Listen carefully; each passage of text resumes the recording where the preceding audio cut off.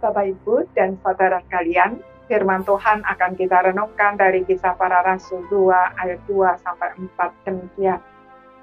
Tiba-tiba turunlah dari langit suatu bunyi seperti tiupan angin keras yang memenuhi seluruh rumah di mana mereka duduk. Dan tampaklah kepada mereka lidah-lidah seperti nyala api yang bertebaran dan hinggap pada mereka masing-masing. Maka penuhlah mereka dengan Roh Kudus, lalu mereka mulai berkata-kata dalam bahasa-bahasa lain seperti yang diberikan oleh Roh Kudus itu kepada mereka untuk mengatakannya. Saudara-saudara sekalian, bunyi seperti tiupan angin keras yang memenuhi seluruh rumah di mana orang percaya berada adalah salah satu tanda turunnya Roh Kudus pada hari Pentakosta. Angin mengingatkan kita kepada ilustrasi yang dipakai oleh Tuhan Yesus untuk menjawab pertanyaan Nikodemus mengenai kelahiran baru. Dalam Yohanes 3 ayat 7-8 tercatat Tuhan Yesus berkata kepada Nikodemus demikian, "Janganlah engkau heran karena aku berkata kepadamu, kamu harus dilahirkan kembali. Angin bertiup kemana ia mau, dan engkau mendengar bunyinya, tetapi engkau tidak tahu dari mana ia datang atau kemana ia pergi. Demikianlah halnya dengan tiap-tiap orang yang lahir dari Roh."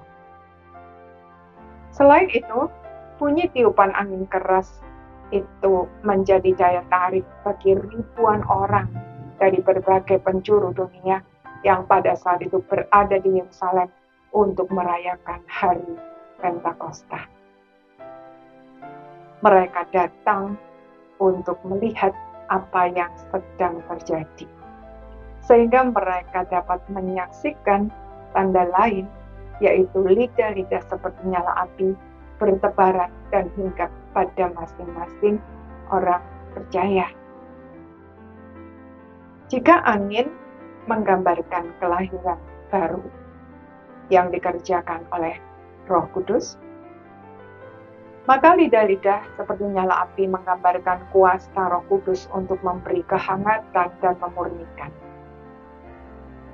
Bentuk seperti lidah berhubungan dengan tugas orang percaya untuk bersaksi. Kedua tanda itu terjadi secara bersamaan, menunjukkan bahwa orang yang sudah dilahirkan kembali tidak mungkin tidak bersaksi, sebab pengalaman kelahiran baru itu terlalu indah untuk disimpan sendiri.